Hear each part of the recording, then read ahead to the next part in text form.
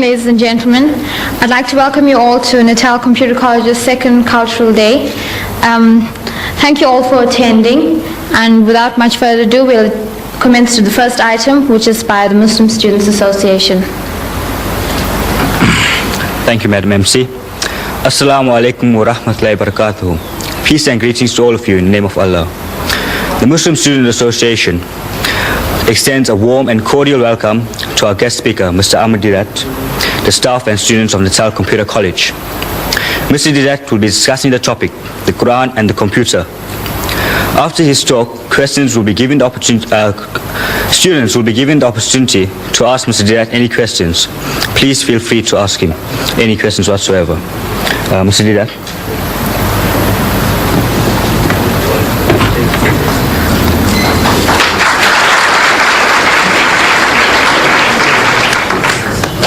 Assalamu alaikum wa rahmatullahi wa barakatuh. It means peace and blessings of God to each and every one of you. I feel privileged to come to speak to your computer college, and the subject that I have chosen is the Quran and the computer. Naturally, you are inquisitive, wanting to know that this book of Islam, the Holy Quran, which was revealed 1,400 years ago, did it have anything to say about the computer? Mr. Didat, you ask, how do you fit in the Quran with the computer? I said, you see, for a long time I myself didn't see it. I have been reading the Quran in a translation form like this one, the Arabic text with the translation, and I have been reading verses, and they gave me some faint idea, but I didn't have a very clear picture until about 1975. How did it come about that I can see this relationship between the Quran and the computer? In 1975, I get a phone call from Zambia telling me that air tickets are waiting for me at the South African Airways. I must go and pick them up to visit Zambia on a lecture tour. So I rushed down to the center in Aliwal Street and Smith Street corner, South African Airways, and I go to the man at the reception and I tell him that I have had a phone call from Lusaka, Zambia, telling me that an air ticket is waiting for me. I have come to pick it up. And I know what I was expecting. I was expecting a booklet, coupons. You know what air tickets look like? Those coupons. So I was expecting such a thing like that. So I asked him that, look, I have come for it.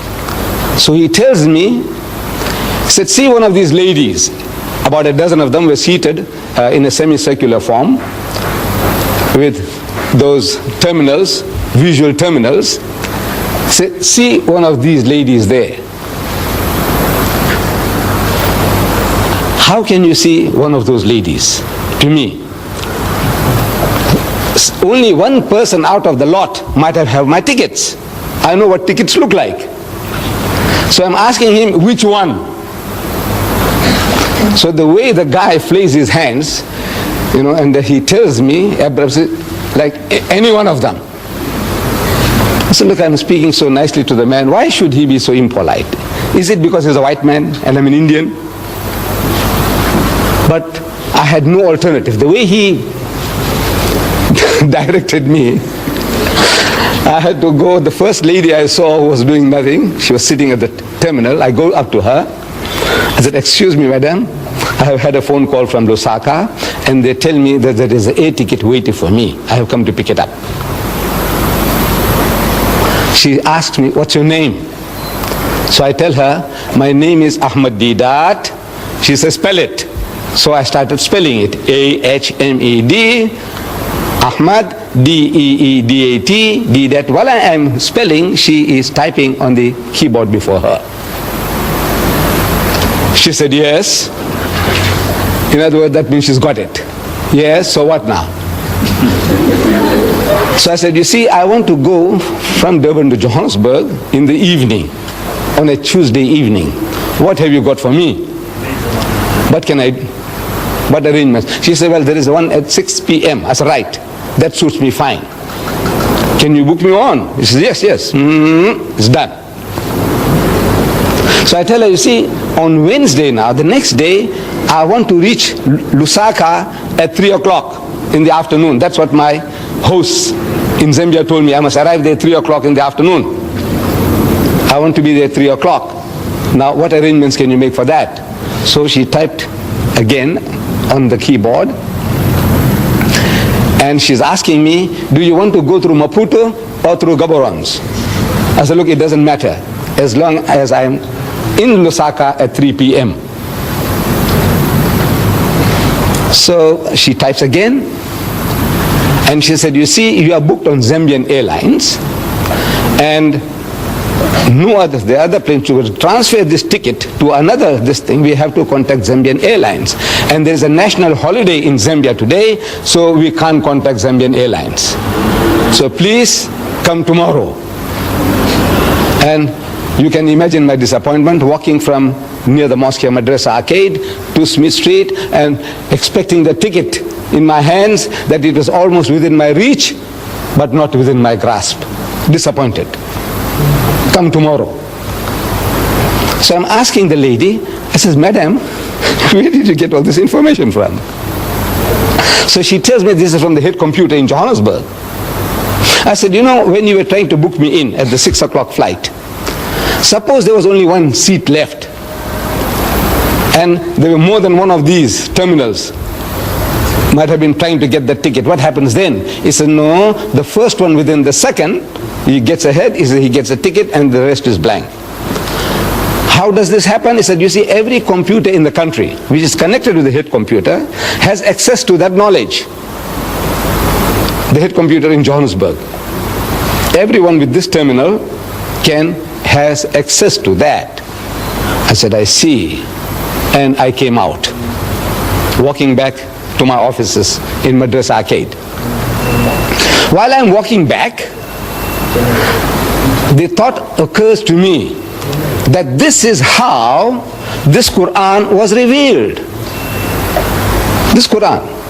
And verse from the Quran, from the 85th chapter, the last verses 21 and 23, the last verses, tells me, بَلْ هُوَ قُرْآنٌ مَجِيدٌ فِي لَوْحٍ مَحْفُوظٍ, that nay, this is inscribed in the glorious Quran from a tablet preserved.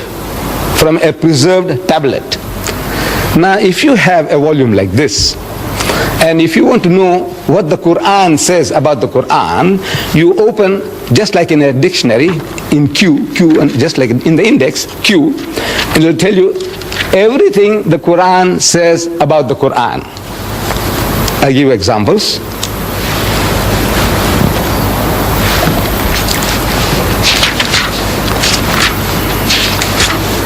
Quran,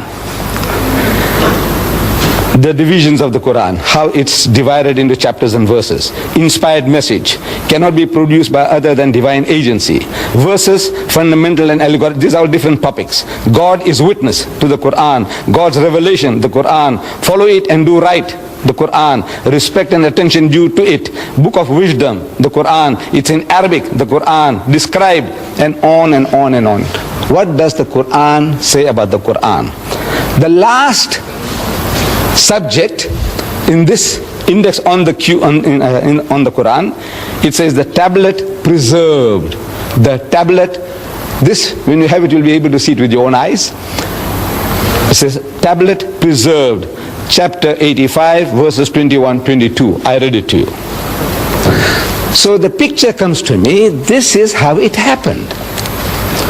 See, the whole picture comes along, the history of Muhammad, that he was in Medina, I have been reading, and a Christian deputation had come from Najran, an outskirt of Yemen. They had heard that another Arab now, he's claiming to be in communion with God, he's claiming to be a prophet. So these Christians, they said, let's go and see this another Arab, and we will question him, cross-examine him, wanting to know what does he know about religion. So they come to Medina, and they are housed in the mosque of the Prophet.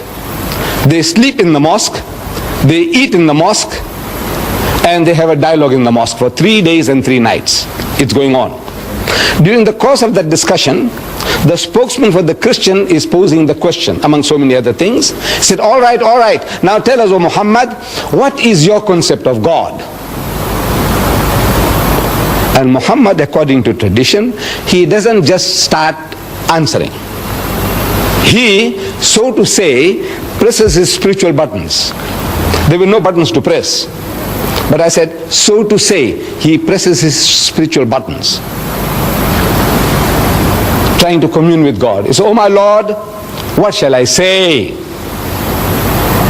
What shall I say? He could have made a case, like we do. At times when we are asked questions, we have no ready answers, so what do? We beat around the bush, we fumble to gather our thoughts. You see, it's like this, and it's like that, and so on. While we are talking, while we are trying to share, our thoughts are coming into focus. That's what we do. If I were to ask you, my children, what is 6 times 6? Immediate answer. I take it. 36. 6 6 36. I say, what is 12 times 12? You say 144. Because you have a ready answer. But if you didn't have a ready answer, what do? You say, well, you see, 6 times 6, you take 6 and you put 6 times 6, 6, 6, and we add, and 6 and 6 is 12, and 3, 6 is 18, and you are fumbling for the answer, but you will get it, but you fumble for it. That's how what we normally do. Muhammad doesn't do that. He could have said, you see, our concept of God is almost identical to yours. You see, you believe in the God of Abraham and the God of Moses and the God of... He said, well, we also believe... This is how we all talk. That's how we talk. Not so Muhammad. He's asked a question, and he must get it from the highest authority, from the head computer. So what he does, he presses spiritual buttons, and comes the answer through his mouth. He is the end terminal. Every prophet of God is an end terminal of that head computer, the knowledge of God. If you are that, you have access to that computer, the head computer, and you have a problem, and you commune, say, oh my Lord, what shall I say? He said, tell them, Moses was told, tell them, thou shalt not commit adultery, thou shalt not covet thy neighbor's wife, thou shalt not steal, thou shalt not kill. You see? So he's telling them, from the head computer, whatever knowledge is given, the prophet of God, the man of God, he articulates them. So he wants to know, what shall I say? Comes the answer. You see it in the 112th chapter of the Quran. Amazing. You open the chapter, it begins. Qul huwallahu ahad. Say, he is God the one and only. Allahu samad, God the eternal absolute. Lam yalid wa lam yulad. He does not beget and is not begotten. Wa lam yakun lahu kufuwan ahad. And there's nothing like unto him. Finish. Whole chapter is finished. 4 verses. And back to normal. He said, you see, this is our concept of God. When he spoke, while he was speaking, the normal discussion was on a different level of speech. Now, when he's uttering those words, he's on a different level. Qul huwallahu ahad, Allahu samad, lam yalid wa lam yulad, wa lam yakun lahu kufuwan ahad. And back to normal. He said, you see, this is our... Where did he get it from? He's asking. Oh my Lord. Nobody heard him. Nobody heard him say that. But he's asking, what shall I say? Comes the answer. I want you to see it in this book. It starts, say, he is God the one and only. Say, why say? A chapter begins, say, he is God the one and only. Why say? Because asked, what shall I say? Comes the answer, say, he is God the one and only. Now, this is how every verse of the Quran was revealed to the Holy Prophet Muhammad according to his needs from the head computer. He is the end terminal. As I said and I repeat, every prophet of God, every true messenger of God is that end terminal. We are not. We haven't got that facility to make a direct contact with the head computer. Now this preserved tablet, what is a tablet? To me, that screen is a tablet, a visual screen. Your blackboard is a tablet. Your whiteboard or your green board, on which you write, is a tablet. Your computer chip is a tablet. The tablet of stone on which Moses wrote the 10 Commandments is a tablet. Now this tablet that God is talking about is not made of metal or stone or the silicone chip. It is a spiritual tablet, a spiritual knowledge. It is not material. Now what do you want to know? What else do you want to know? This is some aspect of what the Quran says about the Quran. What do you want to know about the Muslims and about Islam? Everything is in this book. The easiest way to have access to this knowledge about the Muslim is the book. We ourselves, we might be confused. The Muslim can be confused on so many things. But if you want to know authoritatively, what does your book of authority, the Quran, say? So you go to the Quran. So if you open the index, some of the subjects, I'll just give you a quick glance at some of the subjects. This book, claiming to be from God, naturally it must tell us everything about God that we can know. So, and the G, look for God. There are more than 140 different references that you have access to from here, from this book, from this index. God, He is your protector. Chapter 2, verses 257 and onwards. He is the creator of all. He is most bountiful. He is merciful. He is most kind. He is beneficent. He is the orphan's shelter. He is the wanderer's guide. The guy is wandering around. He is a guide to him. He satisfies your needs. God present everywhere. He is unity. He is one, not one in a trinity. He is not one of two. He's got no begotten sons. He is wise. He is best disposed of affairs. He is most high great. He is irresistible. He is never unjust. He is exalted in power. He is free of all wants. He is worthy of all praise. And on and on and on. You want to know what does it say about man? And the M, look for man. Man means mankind, men and women. Man. Let's see what it says about man. Man.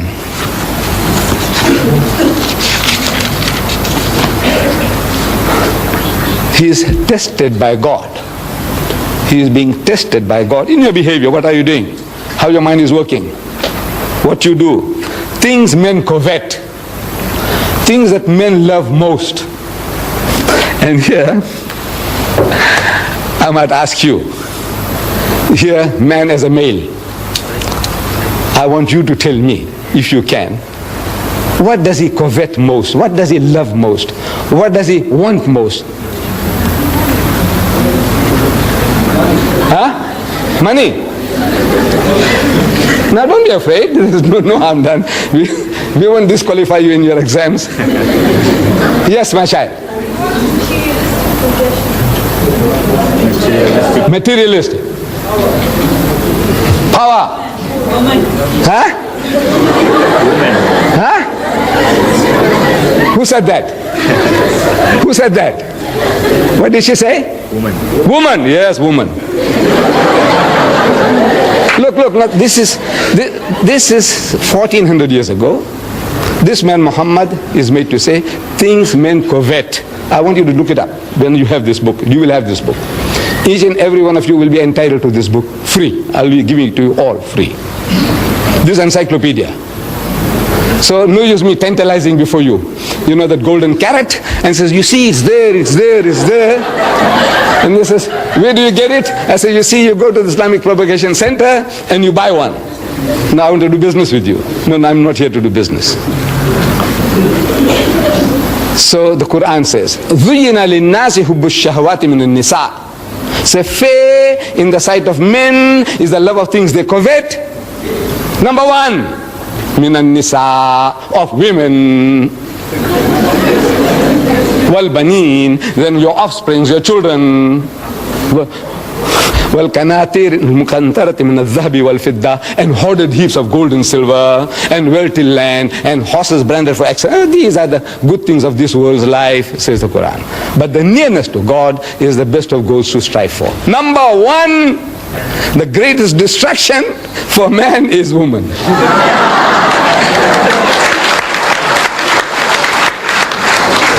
And I'm telling the Westerner, you see, look, as a Westerner, he knows this better than us. The Westerner, he knows this. See, he exploits this weakness of man to the limit. Lucien Motors in Smith Street, Durban, they advertise second-hand trucks. But on the trucks that they advertise, there's a woman in the bikini on top of the truck. G Knots, they were in Field Street before, they've gone to Notre Dame now. G Knots, they sell farm implements, but on the tractors that they advertise, there's a woman in the bikini on top of the tractor. I'm asking, what has a woman in the bikini got to do with a second-hand truck or with a tractor? Now you tell me. Except the man. You know, he will be enticed to read. He'll be enticed to read because of that woman in the bikini. He wants to know, now what about her? So he reads about the tractor, he reads about second-hand trucks because of the woman in the bikini. Then BMW has beaten the lot. It's a motor car, from my understanding, a little better than the Mercedes-Benz. I have had my Volkswagen Beetle 4 times over. You know, I had the first one, 120,000 miles I did, and then next one and next one. Now they don't produce them anymore, those Beetles, you know. Now I had to buy a Golf. First Golf finished, then I had to buy a second Golf, and I got my second or third one now. I'm still not in the market for a BMW. I don't know about you, Mr. Maharaj, Natal Computer College. So, but I see the advert in our daily news, our local paper. BMW motor car, advertised. A picture of the BMW motor car. In front of the motor car, there's a woman in the skimpiest of bikini, what you call the tanga, you know, the G-string.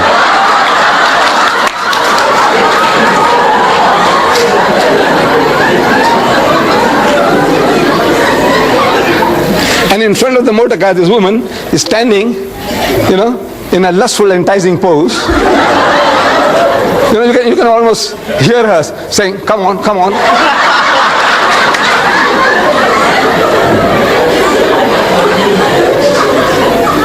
And it is written at the bottom, test drive her now.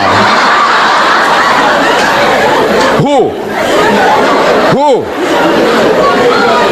The woman of the car. Who? Now you see what? I said I'm not in the market for it, but I had to read it. I had to read it. You blame me? I'm 73, but sorry, I've taken you off. Things men covet. You'll see it there. He's ungrateful. The ungrateful rich man. He is ever ungrateful. Leave out one to another. You know, we do some little favors for one another, and we expect some kind of gratitude. Fidelity, faithfulness. One of our South African poets, he describes it very beautifully, the ingratitude of man. He says, fidelity, faithfulness, is said to be a human attribute, which makes a modern gentleman distinguished from the brute. But that supreme fidelity, inborn in every hound, in every dog, which is the mark of man's best friend, in man is rarely found. This faithfulness, gratitude, the dog shows it. But mankind in general, the most ungrateful of people, one to another and to our Maker. If you are not grateful to our Creator, what is man to man? What? I give you this book, and I expect you to be, every time you see, Mr. Dida, thank you very much, you know, for that book. I expect that from you? No, I don't expect it. I shouldn't expect, because if I expect that, I'll be disappointed in mankind. I won't do anybody any good at any time. Say, look, these are all ungrateful riches. Let them go to hell. I said, no, that's not my job to send people to hell. I said, no, I must do my best. I don't expect any reward from anybody at any time. He's ungrateful. He's given to hasty deeds. Everything he does in a hurry, and then he regrets afterwards. And on and on and on. What do you want to know? You want to know about Jesus, open J. Everything about Jesus. You want about Moses, everything about Moses. You want to know about marriage in Islam, under M. You want to know about divorce in Islam, under D. What do you want to know? Everything on your fingertips. Now this book is yours. There's no bluff. You see, the only thing you have to do is collect these cards. These cards will be given out to you at the end of the talk. Each and every one is entitled to have a card. Only one, please. This card, you take it to 124 Queen Street, opposite the mosque in Queen Street. There's our Islamic television there in the window. Next door there's our shop there, also Islamic Vision, 124, 126, the address is given here. You go and present this, that's all. You give this card and they give you a book, this encyclopedia of 2,000 pages. How much? How much? Free. The only thing you have to do is take this little amount of trouble to go and give the card to get your book. Give your card, get your book. Now, what you do, suppose you take this card and before you go out, somebody tells you, man, you will get caught with this book. This book is going to capture your mind, is going to enslave your mind. And if you get terrified, what you do? Tear it and throw it away. There's one book gone. Just tear it and throw it away. But you owe it to yourself. You owe it to yourself. There are in the world today 1,000 million Muslims. Just from the point of view of knowing how their minds are working, just from that point alone, you want to know what does his book say about what and what and what. The guy, the Muslim fellow who comes to you, you make an appointment, and the guy turns up late. Now, we are I don't know, most especially we black people, Indians, Africans, Coloreds, we are all, Muslim or non-Muslim, we are all not punctual. Generally, we are a very unpunctual people. We don't value time. But now if the Muslim fellow lets you down, you see he has something to beat him with. And he can't fight back. You ask him, he says, you Muslim? He says, yes, I'm Muslim. He's very proud to say he's a Muslim, yes. And you're late? He said, well, he said, wait. You are going through a special training of punctuality. Once a year for 30 days, you are so punctual to the second, to the minute. In your fasting month, you fast? He said, yes. You fast? He said, yes. When you break your fast, when do you break your fast?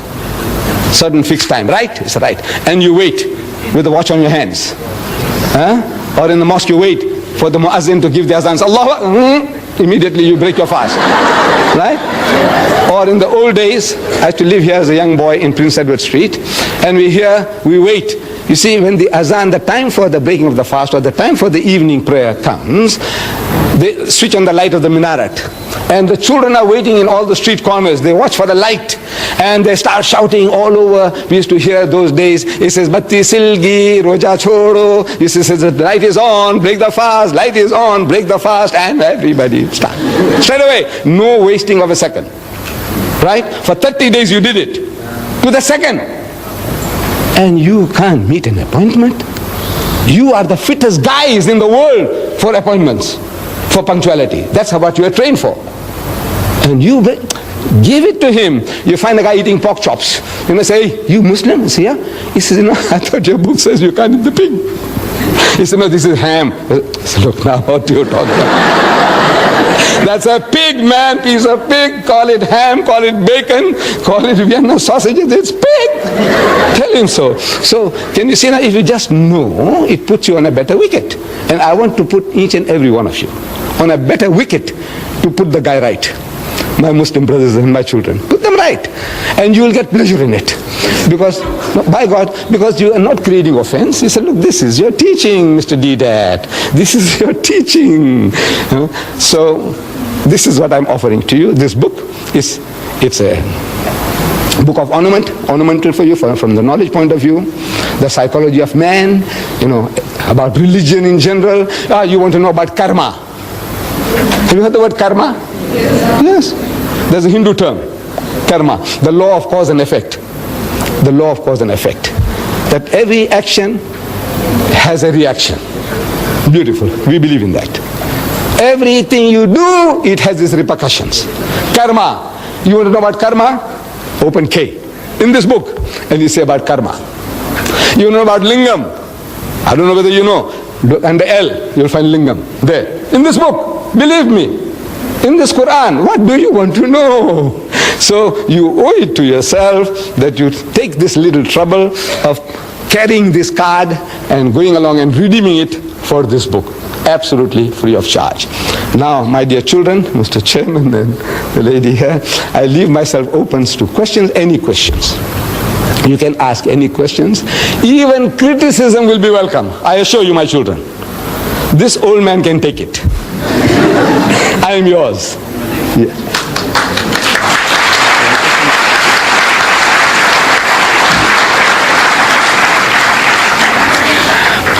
Thank you, Mr. Didat, for that rather enjoyable and enlightening talk.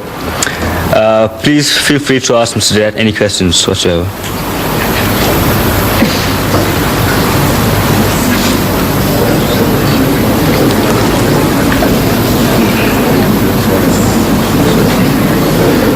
Yes, my child. Why are Jews and Muslims enemies? If you come a little closer, please don't be shy. Please don't be shy, so that the camera can also catch your question. If you don't mind. No harm done. Okay, why are Jews and Muslims enemies? Are the Muslims and the Jews, are they not enemies? Why are they? Oh, why are they enemies? Yes, thank you for your question, ma'am. Now, we as Muslims and Jews, or Muslims and Christians, or Muslims and Hindus, we are not enemies to one another. But we are at war. The Jews and the Muslims are at war. What are they fighting about? They are fighting for a piece of land called Palestine. My brothers, the Arabs, they say Palestine belongs to them. My cousins, the Jews, they say Palestine belongs to them. It's a battle for the land. We have between brothers and brothers. Brother, they're all, among us especially. Father dies, and you find that this estate can't be settled. They must go to court. They must go to court. The dividing the shares, the inheritance. There's a war after war. Every Indian, I'm talking about the Muslims. You see, I don't know about the Hindus so much. But I know my own people. You have to go to court. You have to go to court. So, this is brother and brother. We are brothers and cousins now. And both are claiming the same piece of land. What are the rights and wrongs of it? Now that is something that we can discuss. We can talk. For example, I'm talking to the Jews. I say, come and talk to me. I'm talking to the Jews. I've spoken to them at the University of Cape Town. I've spoken to them here at the Natal University.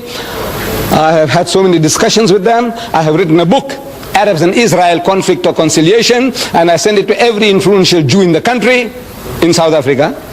The reaction was, they want to kill me, they want to bomb me. I said, come, talk to me. I got it all recorded, when they phone up and they use abusive language and what they're going to do to me and all that. I said, come and talk. Because my book says, call them. Call people to a dialogue. Come, let us talk. See if we can see reason. So it is not Muslim want to kill Jews or Jews wanting to kill Muslims. Because we have lived together, Muslim and the Jews, for over 1,000 years, no problem. You see, in Spain, the Muslims ruled Spain for 800 years. And the Jews were the second highest in the hierarchy, doing work among the Muslims. The greatest achievement of the Jews was by the Jews in Spain under Muslim rule. And for 1,000 years, when the Christians were persecuting the Jews, and when they ran for shelter, protection, refuge, they went to Muslim lands. And every Muslim country accepted them with open arms. It's ahlan wa sahlan. It's a family and plain. Come and live among us. We are the children of the same father, Abraham. Abraham had 2 sons, Ishmael and Isaac. You are the children of Isaac. We are the children of Ishmael. As such, we are brothers. Come live together. And they lived for 1,000 years. Not a single riot against the Jews. Not a single, nothing. The only time the problem started was with Palestine. When the Jews, they went to seek shelter there, and they went and they filled up, and then they said, now we will take over. For the first time, the Muslim wakes up to the reality. He says, now everything, this guy is going to take it over. Inch by inch, the guy's got in. Now he's got the backing of the Western nations, and he's technologically more advanced than the poor Palestinians. illiterate, ignorant people, and he says, now these are easy meat for them. So now they wake up, he says, no man, this is not right. So this conflict from 1918 onwards, prior to that, no problems between the Muslims and the Jews. Any other question? Yes, my son. What's your opinion on satanic verses? Well, as the word says, satanic. The guy is satanic. The guy who wrote the satanic verses is satanic. You see, the trouble is that bulk of the people, nobody has really read the book. In the Royal Albert Hall, I went and spoke about that book of Rushdie. 6,000 people. And I made the chairman to read the introduction. There's a poetic introduction, a quotation by Daniel Defoe, some literary man, his quotation about the devil. So I made the chairman to read it from the satanic verses. And the chairman read it and is asking 6,000 people, anybody at any time has read this? Or you have seen it anywhere? Have you read anywhere? Out of 6,000 people, one guy put up his hand. Where? In the satanic verses. Then I'm asking the people, the audience. I said, you see, Rushdie has something special to tell about you Londoners. I said, on the very first page, he calls you all bastards. You Londoners are all bastards. Do you know that? No. I said, Londoners, I said, you, whether you are an English Londoner, or a Pakistani Londoner, or a Sikh Londoner, or a Hindu Londoner, you are a Londoner, you are a bastard. Shocked.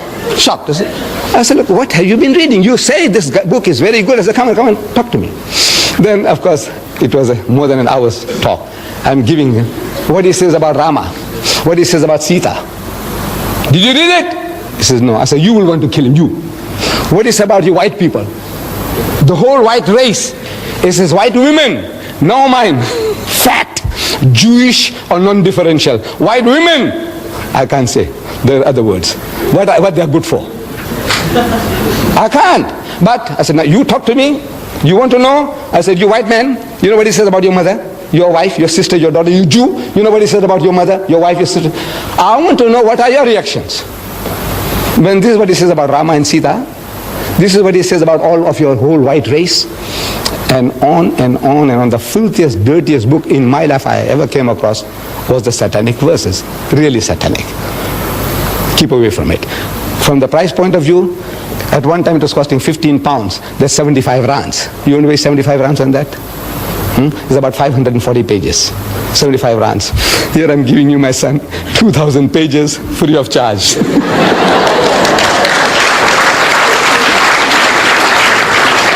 Yes. Just a while ago, you told me that Allah is very merciful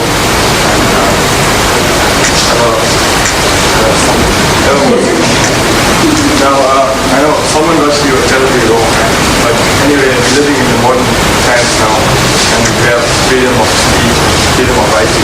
But that's besides the point. Allah is merciful. Who are we as people to impose judgment on Rushdie? Because, you see, we didn't create Rushdie. He was created by God himself. Right? And who are we to formulate opinions and impose death sentences upon when we have God himself to decide? Now, if Allah is merciful, why can't we be merciful? Beautiful. Beautiful.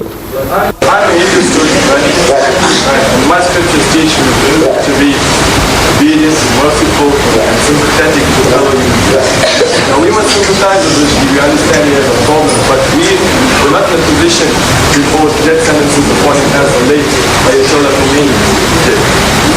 Now, I appeal to the Muslim people and Muslims in general to forgive Rushdie and give him a break and allow him to apologize and take back his faith.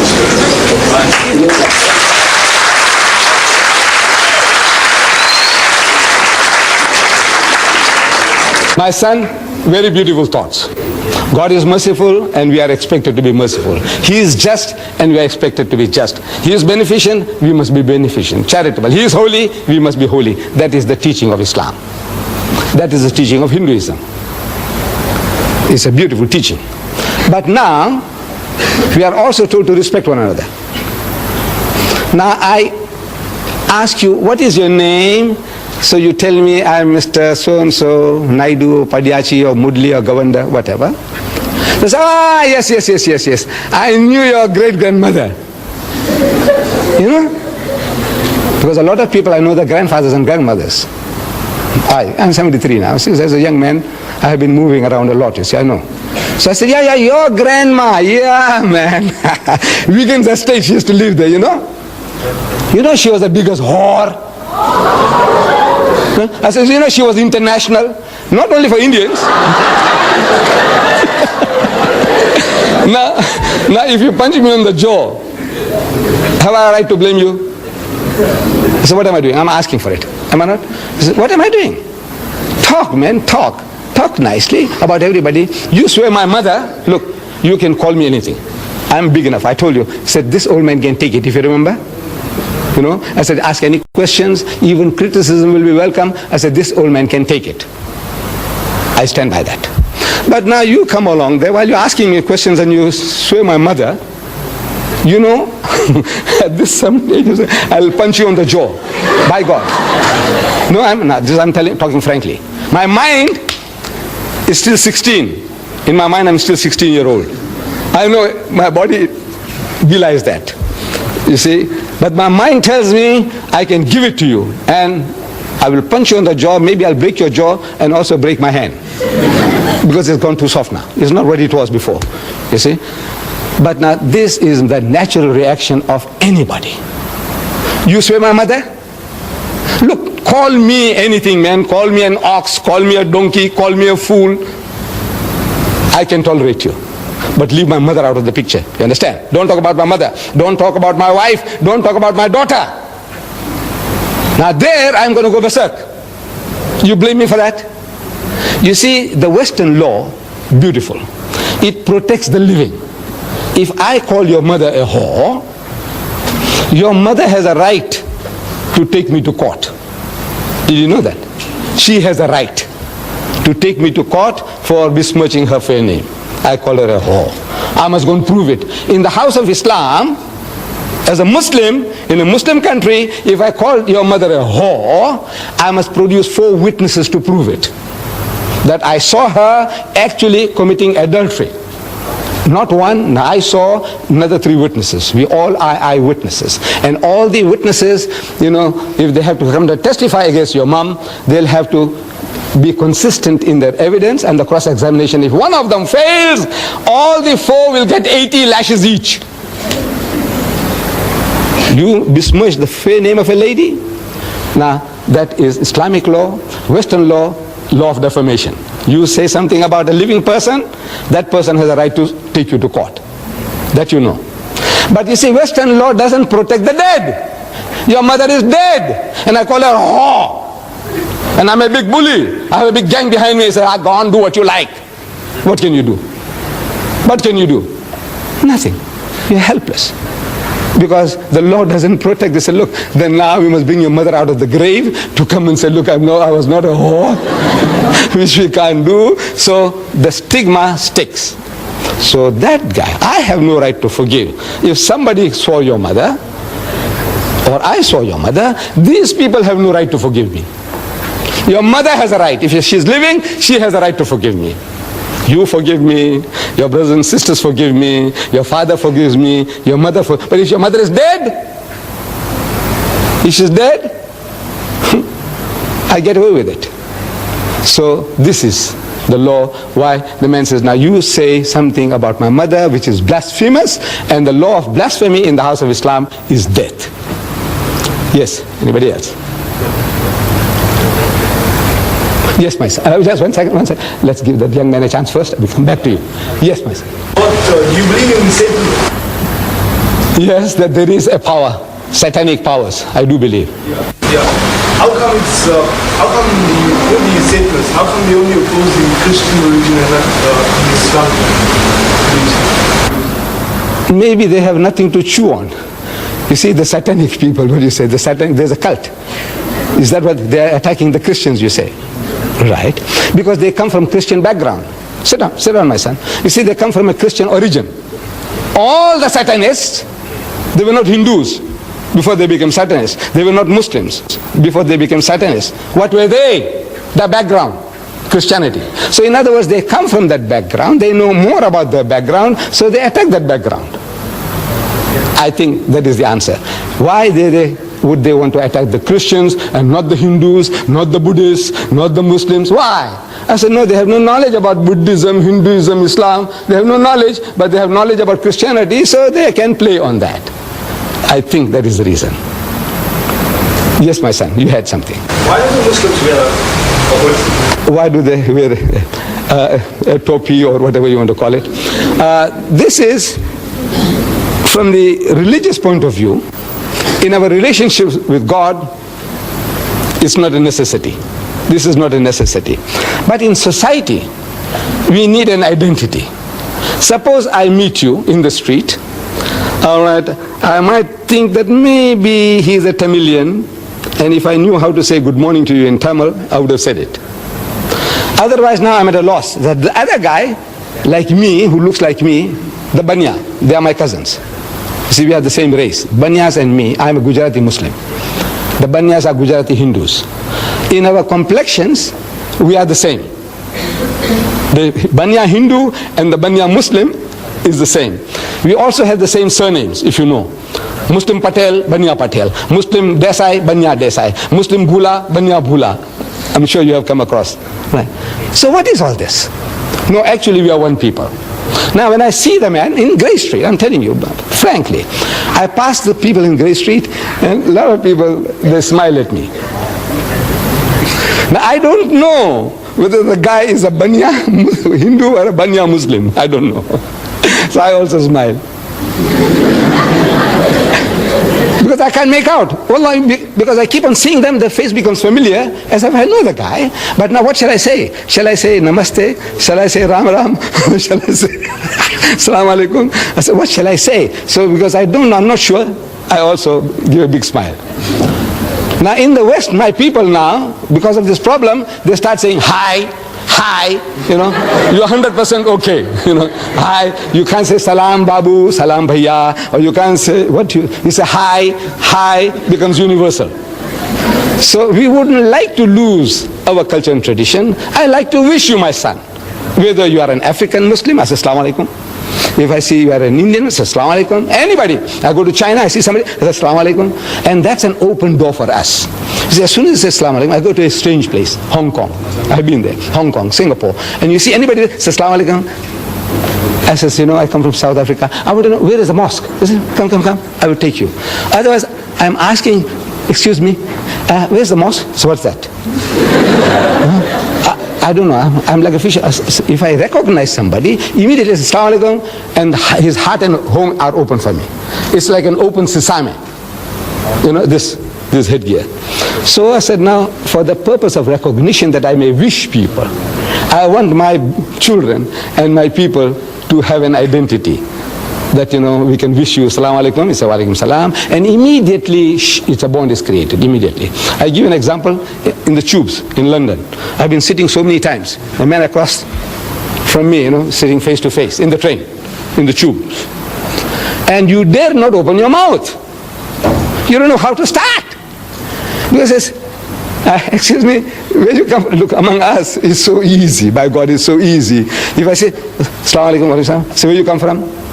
So he tells me, oh, I come from certain place. He says, I come from South Africa. I say, where? You're from South Africa. He says, Durban. I said, what do you mean Durban? I come from Durban and I haven't seen you. I said, no, I live here in Springfield like this, like that. Immediate bond. Where you come from? I said, Pakistan. I said, you know, I was also in Pakistan for 3 years. You know, I was in, bond, immediate bond. But now, the other guy, because they're not used to that, as soon as I ask, they say, where you come from? He said, why, that's your business. Is that your business? The other guy, I can ask him immediately our culture. He said, are you married? This young fellow here. He said, no. I said, why, what's wrong with you? Huh? Come on, I'll show you, you know. There's Mr. Dida's daughter. No, this is our culture. Are you married? Yes. And the children? Look, this is to us like we are all open book to everybody. We want to know. We want you to know everything about me, and I want to know everything about you. And this does it when I know that this is our cultural background. I can talk to you more freely. Otherwise, I'm afraid. If as soon as I ask you some question, you say, what are you, from the inspectorate, receiver of revenue? What is it? Yes. Yes, a lady, yes. Why don't females go to mosque? Yes. Why don't females to the mosque? Yes. You see, the mosque, the obligation to pray in the house of Islam is on everybody, male and female. We are all obligated. Fasting, same. Pilgrimage, everything that the man does, the woman does. Everything same. But there is what is called a segregation of the sexes in the house of Islam. Like among the Africans, you say shonipa. You know, respect for womanhood. So the man comes along into the kraal, the men go with the men, and the women go with the women. Now in our culture, it's the same. There is what is called a segregation of the sexes. Men and women are not allowed to freely intermingle. So in the absence of a separate facility in the mosque, where they can come into the mosque without intermingling with men, they pray at home. But now in the mosques in South Africa, provisions are being made. You know, where you have a separate entrance for the ladies, separate ablution facility for washing, toilets, everything separate. They are in the mosque yet out of the mosque. In other words, what is forbidden is free intermingling. In the house of Islam, means in our teaching, no Muslim man has a right to be alone with a woman who is not his mother or wife or sister or daughter. Everybody else, he said, keep them at a respectable distance. If I was going to Johannesburg, alone in the car, I need company. And if I see you, my sister, my daughter, you standing by the roadside, trying to thumb a lift, my religion says don't give her a lift. Not because you are an African. Even a woman of my own race, don't give her a lift. But if she's accompanied by a man, maybe her husband, maybe her brother, maybe her father, it's an act of charity. Come inside, I'm empty. Where are you going? I'm going as far as Newcastle, sir. Get it. Free. It's an act of charity. But if the woman is alone, whatever race, my own race, he said, don't give her a lift. Why? Because it is a challenge to man's manliness if he doesn't make some suggestions. This is man, any man, every man. Unless he's a hypocrite or something else wrong with him. A man is a man. He has a woman beside him and he's traveling alone now. He wants to know, are you married? He says, no. Have you got any boyfriends? No. He wants, are you married? How long? 15 years. Any children? He says, no. He says, isn't Mr. Naidu working hard enough? Big joke. This is man, any man. See, every man is like that. So therefore, it says, now look, before that thing happens, this old man, I'm talking about this old man himself. Look, before that happens, you see now, you are nice and jovial, you're smiling, I say some small joke and you laugh like hell, you know, in the car. To me, this woman is game. She is fair meat. This is man, any man, every man. So, Islam says, keep him at arm's length. I must keep you respectfully at a distance, and you keep me at a respectable distance. This is the reason there is no free intermingling of the sexes. Yes. Yes, my son. With all due respect to your religion, may I know what is the purpose of circumcision? Because I mean, ain't now. If I were to join your Muslim sect as such, that hurts. Right. Agreed. The young man wants to know about circumcision. I know that is the biggest barrier, you know, in we getting converts. The man says, man, I agree with you, everything is fine, you know. I said, look, man, you mustn't eat the pig. He said, but what's wrong, man? Pork? I said, well, I'll reason with you. He said, well, I can see your point. I said, look, you mustn't drink. He said, but uncle, a little nip or a tot, man. I said, look, my son, these are the dangers. He said, well, I can see your point. I said, no, don't be promiscuous. Don't go along and dance with other people's wives and daughters. And I said, but what's wrong, you know, uncle? I said, look, I will reason with you. And he says, uncle, I see your point of view. But now you agree with everything. And I said, now circumcision. That's hard. So now I said, now what is this? I said, my son, this is for your own benefit. Look, now I'm talking objectively. Yesterday, day before yesterday, it was in our local paper. Cancer, the cervix in women. which is a killer among women. Cancer of the womb is a killer among women. 85% of all women who suffer from cancer of the womb are wives of uncircumcised husbands. Problem. I went to the R.K. Khan hospital some years ago. I had a problem. And I'm sleeping there on the bed. So this is our culture. See, say you, what you here for?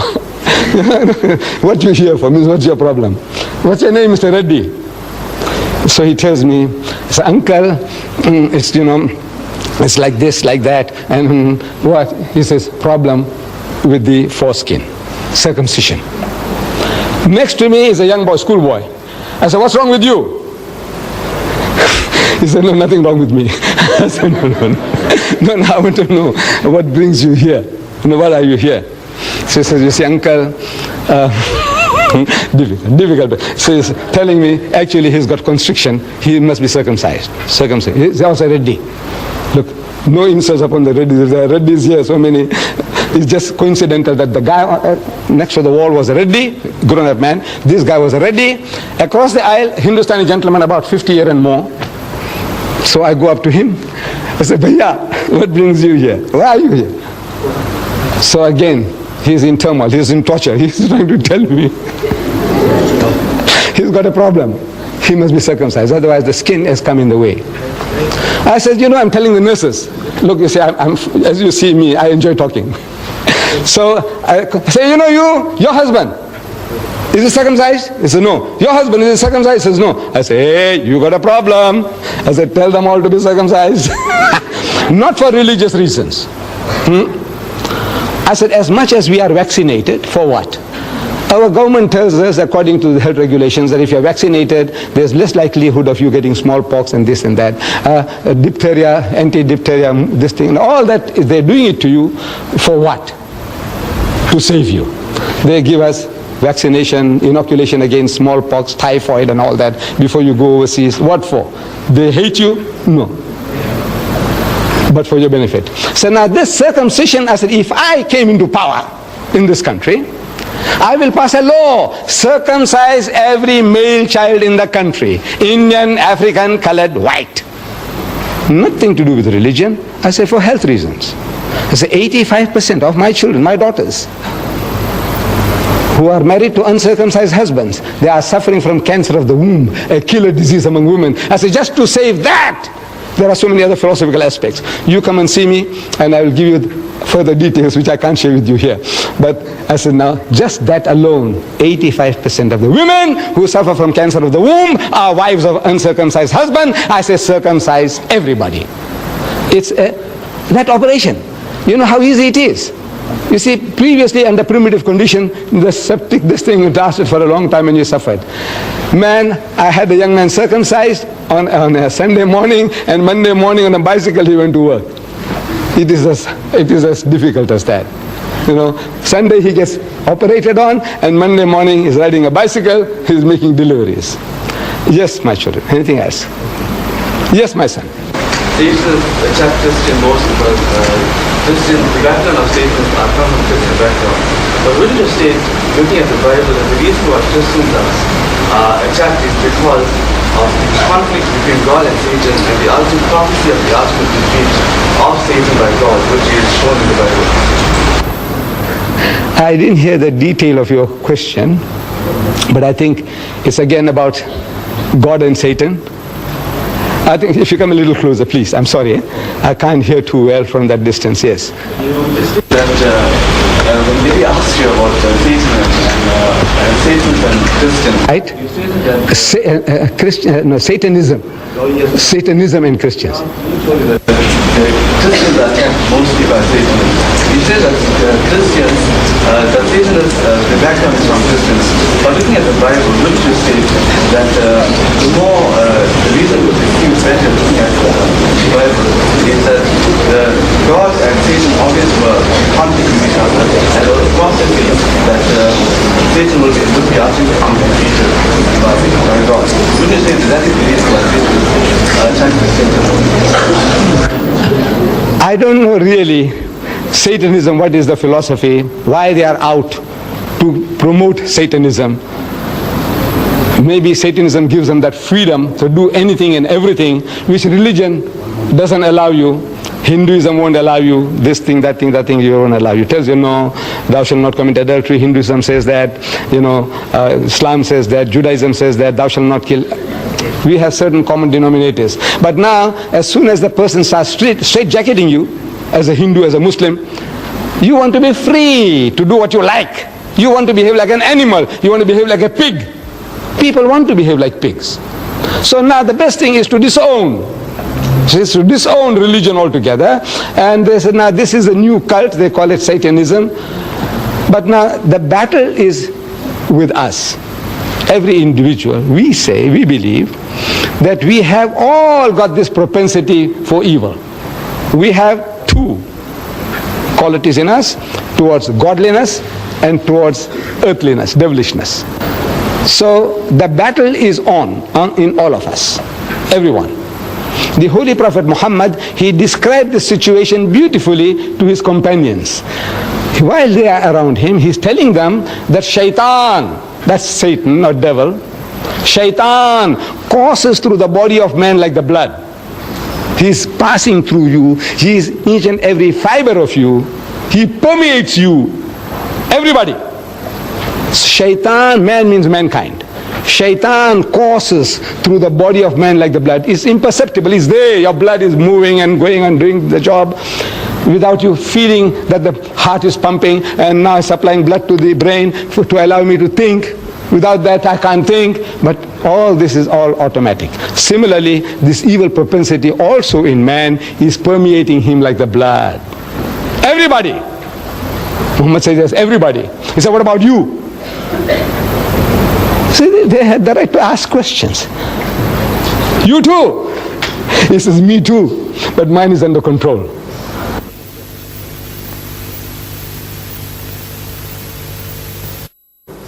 The only difference is that the temptations are there, everybody, unless there's something wrong with you. You remember I described before? Something wrong with you. You are impotent or you are lunatic. There's a different matters. But otherwise, everyone, we have these propensities and the battle is on. And we are to overcome those evil propensities. You say, the devil, the devil. You go and steal and you blame the devil. You go and rape and murder and you blame the devil. I want to know whether the devil came to you with horns, with a tail, with a barbed hook, with a ready complexion, and he told you to go and rape that woman. Did he? No. What is this devil you're talking about? It's you yourself. You are that devil. You are that Satan. But now very easy to pass the buck, blame some other guy. He told me to do this. And who told you? Did you see him? Did he whisper in your ears? What did he say? Did he speak to you in English or Zulu? That's Satan you're talking about. What did he tell you? In Tamil? What did he tell you? So this is like a good thing, passing the buck. The thing is, it's with you, in me, in you, in me, and we are to give battle to these forces through the guidance of God. Whatever God tells us, he says, no, I shall not do it, I'm programmed. So we are shown the two broad highways according to the Quran, two broad highways, one leading to salvation and the other leading to hell. The choice is yours, and you have the freedom of choice. That will, freedom of will is given to you. You make your choice and you make your decision, and therefore you are accountable. You will have to pay for it. You might get away here, but not in the hereafter. Yes. You want me to continue? Yes. So if you have any more questions, I'm here. You think you have had enough? All right.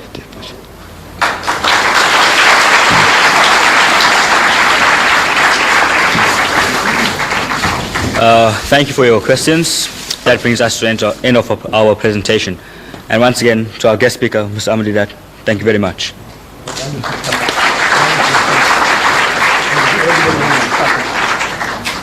Thank you, Mr. Didat, for a very enlightening and interesting speech.